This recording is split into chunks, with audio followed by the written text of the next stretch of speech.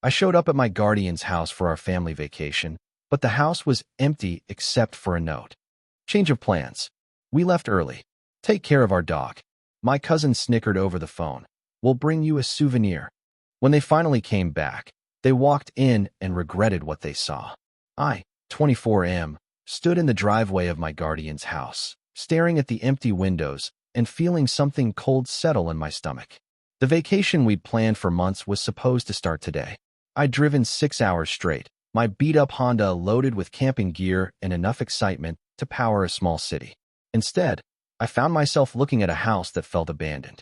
The front door was unlocked, which should have been my first red flag. Inside, the silence was deafening. No sounds of preparation, no suitcases by the door, no familiar voices calling out greetings. Just an eerie quiet that made my footsteps echo on the hardwood floors. That's when I saw the note taped to the refrigerator. The handwriting was my guardian's, but the words felt like a punch to the gut. They'd left early for the vacation. Change of plans. Something about getting a head start on the drive. And oh, by the way, could I take care of their dog while they were gone? I read it 3 times, hoping the words would rearrange themselves into something that made sense. We'd been planning this trip since Christmas. Family bonding time, they called it. A chance to reconnect after I'd graduated college and started working. The irony wasn't lost on me that the people who'd raised me after my parents died had just ditched me without a second thought. The dog, a golden retriever named Buddy, padded into the kitchen and looked up at me with those trusting brown eyes. At least someone was happy to see me. I scratched behind his ears and tried to process what had just happened. My phone buzzed. A text from my cousin, my guardian's son, who was apparently already wherever they'd gone without me. The message was a photo of him grinning at some beach, cocktail in hand, with a caption that made my blood boil. He was having the time of his life on what was supposed to be our family vacation. I called him immediately. When he picked up, I could hear laughter and music in the background. He sounded drunk and carefree when he told me they'd decided to leave early, that it was a spontaneous decision. When I asked why nobody had called me, he just laughed and said they figured I'd understand. Then he promised to bring me back a souvenir, like I was some kid they'd forgotten to invite to a birthday party. The casual cruelty of it hit me harder than I expected. These people had raised me for 12 years after my parents died in a car accident. I called them mom and dad, had considered my cousin my brother, and they just left me behind like I didn't matter. I hung up and stood in their kitchen, surrounded by the remnants of a life I'd thought I was part of. Family photos on the refrigerator, including several of me at various ages. My high school graduation picture, a drawing I'd made in 3rd grade that they'd kept all these years. It all felt like a lie now. That's when the anger really set in. Not the hot, explosive kind, but the cold, calculating variety that settles in your bones and starts making plans. They wanted to treat me like I didn't matter? Fine.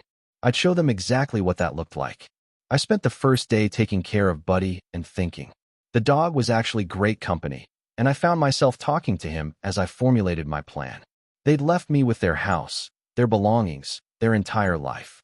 They trusted me enough to leave me with all of it, but not enough to include me in their vacation. The house was beautiful. My guardians had done well for themselves over the years. Expensive furniture, a fully stocked wine cellar, art on the walls that probably cost more than my car.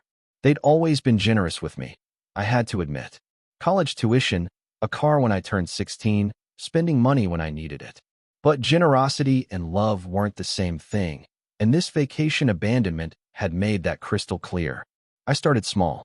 I rearranged their living room furniture, not dramatically, just enough that they'd notice something was off when they came back. I moved their expensive coffee table books around, switched the positions of their decorative pillows. Petty stuff that would make them feel unsettled without being able to pinpoint why. But as the days passed and I got more texts from my cousin showing off their amazing vacation, my plans evolved. He sent me pictures of fancy restaurants, beach sunsets, and family moments that should have included me. Each photo felt like another slap in the face, another reminder that I was expendable to them. By day 3, I'd moved beyond furniture rearrangement. I started going through their personal belongings, not to steal anything, but to understand them better. I found financial documents that showed they were doing even better than I'd thought. Investment portfolios, property deeds, bank statements that made my minimum wage job look pathetic. I also found something else. a folder labeled with my name, tucked away in my guardian's desk. Inside were documents related to my parents' life insurance policy, the one that had paid out after their death, the one that had supposedly gone toward my care and education. Except the numbers didn't add up. The policy had been substantial, much more than what they'd spent on me over the years. I sat in their office, doing math in my head and feeling sick. They'd been my guardians, yes, but they'd also been the beneficiaries of a significant insurance payout that was meant for my care. I wasn't a charity case they'd taken in out of the goodness of their hearts. I was a financial opportunity that had paid for their nice house, their expensive vacations, their comfortable lifestyle. And now they'd literally left me behind while they enjoyed the fruits of money that should have been mine. The anger I'd been nursing for 3 days turned into something else entirely. This wasn't just about being excluded from a vacation anymore. This was about years of being treated like a grateful dependent when I should have been treated like family. I called my cousin again that night. He was still drunk, still having an amazing time, still completely oblivious to how his family's actions had affected me. When I mentioned finding the insurance documents, he got defensive and told me I was being dramatic. He said I should be grateful for everything they'd done for me, that I was acting like an entitled brat. That conversation sealed it. I wasn't going to just rearrange their furniture and call it even. I spent the next 2 days researching. I looked up lawyers who specialized in insurance fraud and financial abuse of dependents. I made copies of every document I could find. I documented everything with photos and detailed notes. If they wanted to treat me like I didn't matter, I'd show them exactly how much I could matter when I put my mind to it. But I also did something else. I started taking care of their house in ways they'd never bothered to do. I deep cleaned everything, organized their cluttered closets, fixed small repairs they'd been putting off. I even planted flowers in their neglected garden and power washed their deck. When they called to check on the dog, I told them everything was fine. I didn't mention the documents I'd found or the lawyers I'd contacted. I just said Buddy was great and the house was in good shape. They sounded relieved and told me they'd extended their vacation by a few more days. Perfect. That gave me more time to prepare. Update 1. They came back on a Tuesday evening, 2 weeks after they'd originally left. I heard their car in the driveway and felt my heart start racing. This was it. The moment I'd been planning for days. I was sitting in their living room when they walked in, Buddy at my feet. They looked tan and relaxed, carrying bags full of souvenirs and talking about what an amazing trip they'd had. When they saw me, their faces lit up with what seemed like genuine affection. My guardian thanked me for taking care of everything and handed me a gift bag. Inside was a cheap t-shirt with a generic beach logo and some postcards. The kind of souvenir you grab at a gas station on the way home. After 2 weeks of luxury vacation funded by my parents' insurance money, this was what they thought I deserved. They started telling me about their trip, showing me photos on their phones, describing restaurants and activities and family bonding moments. They seemed genuinely excited to share their experiences with me, which made what I was about to do feel both easier and harder. My cousin was the worst. He kept going on about how spontaneous and fun it had been to just take off without any planning. He said it was the best vacation they'd ever had, precisely because it was so unplanned and free-spirited. The irony was apparently lost on him that their spontaneity had required abandoning me. I let them talk for about an hour, nodding and smiling and playing the part of the grateful dependent who was just happy they'd had a good time. Then I told them I had something to show them. I pulled out the folder of documents I'd found, along with the copies I'd made and the research I'd done. I laid it all out on their coffee table like I was presenting evidence in a courtroom. The room went very quiet very quickly. I explained what I'd found, walking them through the insurance policy details and the financial timeline. I showed them the calculations I'd done, demonstrating how much money they'd received versus how much they'd actually spent on my care. The numbers were stark and undeniable. My guardian's face went white. My cousin started to argue, but I cut him off. I wasn't done yet. I told them about the lawyers I'd contacted, the consultations I'd scheduled, the case I was prepared to build. I explained how financial abuse of dependents worked, how insurance fraud was prosecuted, how their comfortable lifestyle could be traced directly to money that should have been held in trust for me. The room was dead silent except for Buddy's soft breathing. He'd fallen asleep during their vacation stories and was blissfully unaware of the tension that had filled the space. Then I told them about the other thing I'd done while they were gone. I'd documented the condition of their house, photographed every room, cataloged every expensive item. I'd also researched the value of their property and investments. I had a complete financial picture of their lives, and I was prepared to use it. But then I surprised them. I told them I wasn't going to pursue legal action. I wasn't going to try to reclaim the insurance money or challenge their guardianship decisions. I was going to let them keep their comfortable life and their clear consciences. Instead, I was going to disappear from their lives completely. No more family dinners, no more holiday visits, no more pretending we were related. They'd shown me exactly how much I meant to them by leaving me behind, and I was going to honor that assessment by making it permanent. I stood up and headed for the door, leaving all the documents scattered on their coffee table. As I reached for the handle, my guardian finally found her voice. She started to say something about how I was misunderstanding the situation, how they'd always loved me like their own son. I turned back and told her that if that were true, I would have been on that vacation with them. If that were true, they would have called me before they left. If that were true, they wouldn't have treated me like a house sitter while they enjoyed a family vacation funded by my parents' death. My cousin tried a different approach. He said I was being dramatic, that it was just one vacation, that I was throwing away years of family relationships over a misunderstanding. He reminded me of all the good times we'd had, all the ways they'd supported me over the years. I acknowledged that they'd provided for me, that they'd given me a home when I needed one. But I also pointed out that they'd been well compensated for that care, and that providing for someone's basic needs wasn't the same as loving them. The vacation had just made that distinction crystal clear. Update 2. I walked out of their house that night and didn't look back. I drove straight to my apartment, packed my few belongings, and started making plans to move to a different city. I'd been accepted to a graduate program across the country, something I'd been considering but hadn't committed to. Now it seemed like the perfect opportunity for a fresh start. The next few days were a blur of logistics. I gave notice at my job, broke my lease, sold my furniture. I was methodical about it, checking items off a list like I was planning a military operation. It felt good to have concrete tasks to focus on instead of dwelling on the emotional mess I'd left behind. They tried to contact me, of course. Phone calls, texts, emails. My guardian left long voicemails explaining their side of the story, insisting that the vacation had been a last-minute decision and that they'd assumed I'd understand.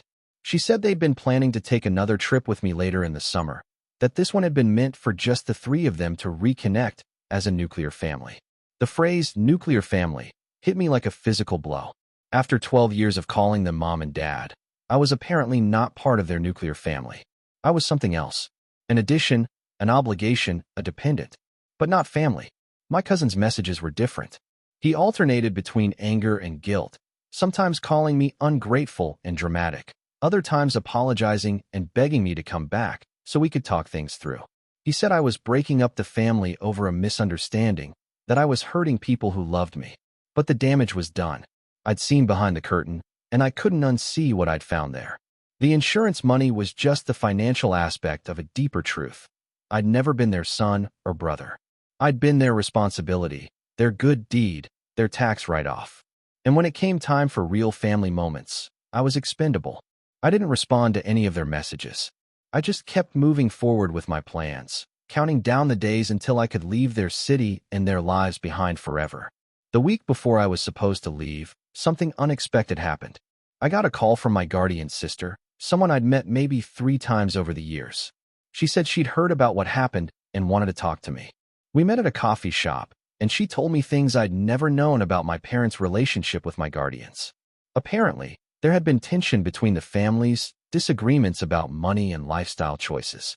My parents had been more modest, more focused on experiences than material possessions. They'd specifically chosen my guardians as potential guardians because they'd seemed stable and responsible, not because they were close. She also told me that my parents had left detailed instructions about how they wanted me raised, including specific requests about maintaining connections to my extended family and preserving my parents' memory. None of those instructions had been followed. I'd been raised as if my previous life had never existed, as if I'd been born into their family rather than adopted into it after tragedy. This conversation added another layer to my anger. It wasn't just that they'd excluded me from their vacation or misused insurance money. They'd also erased my parents' wishes and my own history. They'd made me grateful for basic care while ignoring the specific legacy my parents had wanted preserved. I thanked my aunt for the information and told her I was moving away. She gave me her contact information and said she'd always wondered about me, had always wanted to maintain a relationship, but had been told by my guardians that it would be confusing for me to have too many parental figures. Another lie. Another way they'd controlled my life and limited my connections to serve their own comfort. Update 3. I left town on a Thursday morning, driving my packed car toward a new life across the country. I'd said goodbye to the few friends I'd made locally, but I hadn't contacted my guardians or my cousin. As far as I was concerned, we were done. The drive gave me time to think, to process everything that had happened. I wasn't proud of the way I'd handled the confrontation, but I wasn't sorry either. They needed to understand the consequences of their actions, and I'd needed to reclaim some sense of agency in my own life. My new city was everything their town wasn't. Big, anonymous, full of opportunities and people who didn't know my history. I threw myself into graduate school, made new friends, started dating someone who knew nothing about my complicated family situation. For the first time in years, I felt like I was living my own life instead of playing a role in someone else's story. But the past has a way of catching up with you, even when you're trying to outrun it. 6 months after I'd left, I got a call from a number I didn't recognize. It was my cousin, calling from a different phone because I'd blocked his usual number. He sounded different, more subdued than I'd ever heard him. He told me that my guardian, the woman who'd raised me, had been diagnosed with cancer. It was serious, the kind that required aggressive treatment and had an uncertain prognosis. He said she'd been asking for me, that she wanted to make things right before it was too late. I felt a complicated mix of emotions hearing this news. Anger that he was trying to manipulate me with a medical crisis. Guilt that I wasn't there for someone who'd cared for me for 12 years. Sadness that our relationship had deteriorated to the point where her illness felt like a weapon rather than a tragedy. I told him I was sorry to hear about her diagnosis, but that I wasn't coming back. I said I hoped she recovered fully and that I wished them all the best, but that my decision to cut contact was final. He got angry then, accused me of being heartless and selfish. He said I was abandoning someone who'd loved me like a son, that I was letting pride and hurt feelings override basic human decency. He said I'd regret it if she died before I had a chance to reconcile. Maybe he was right. Maybe I was being heartless. But I'd learned something important during those weeks of planning my revenge and executing my escape. I had the right to protect myself from people who hurt me, even if those people had also helped me. Especially if those people had also helped me while benefiting financially from my tragedy. I hung up and tried to go back to my normal life, but the call had shaken me. I found myself thinking about her, remembering good times we'd shared, wondering if I was making a mistake by staying away. But then I remembered the vacation, the casual cruelty of being left behind, the insurance documents, the erasure of my parents' wishes. I remembered feeling like a grateful dependent instead of a loved family member. And I knew I'd made the right choice. 3 months later, I got another call. This time it was from a lawyer, informing me that my guardian had passed away and that I'd been mentioned in her will. She'd left me a small inheritance, along with a letter that the lawyer was authorized to read to me over the phone. The letter was an apology. She acknowledged that they'd handled the vacation poorly, that they'd made me feel excluded and unimportant. She said she'd never meant for me to feel like I wasn't part of the family, that the insurance money had been used for my benefit even if I couldn't see it that way. She said she'd loved me like a son and hoped I could forgive them for their mistakes. It was a good letter, the kind that might have meant something if she'd written it before I'd discovered the truth about my situation. But it felt too little, too late. An apology delivered through a lawyer after death wasn't the same as a conversation while she was alive. I thanked the lawyer and declined the inheritance. I told him to distribute my portion among her other beneficiaries. I didn't want anything more from them, not money, not apologies, not guilt. That was 2 years ago. I've built a good life in my new city, finished my graduate degree, started a career I'm passionate about. I've made friends who feel like chosen family, people who include me in their plans and treat me like I matter. I've learned what it feels like to be wanted rather than just tolerated. Sometimes I wonder what would have happened if I'd handled things differently. If I'd tried to talk through the vacation incident instead of planning revenge. If I'd been more forgiving, more understanding of their perspective. If I'd gone back when she was sick. But then I remember how it felt to walk into that empty house, to read that casual note, to realize that I'd been left behind without a second thought. I remember the insurance documents and the erased history and the years of feeling grateful for basic care. And I know I made the right choice. They taught me an important lesson, even if they didn't mean to. They showed me the difference between being cared for and being loved, between being provided for and being valued. They helped me understand that sometimes the people who hurt you most are the ones who think they're helping you. I don't regret the revenge I took, but I don't take pride in it either. It was a necessary step in reclaiming my own life, in refusing to accept being treated as less than I deserved. Sometimes you have to burn bridges to stop people from walking all over you. I'm not the same person who stood in that empty house reading that note. I'm stronger now, more confident in my own worth, more selective about who I let into my life. I've learned that family isn't just about blood or legal guardianship. It's about showing up, including people, making them feel like they matter. The people in my life now understand that. They invite me to their vacations. They call before making plans that affect me. They treat me like someone whose presence adds value rather than someone whose absence is convenient. That's what I was looking for all along, even if I didn't know it at the time.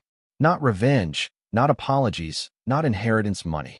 Just the simple recognition that I mattered enough to be included, to be considered, to be treated like family instead of like a responsibility. I found it, just not where I expected to. And that's made all the difference.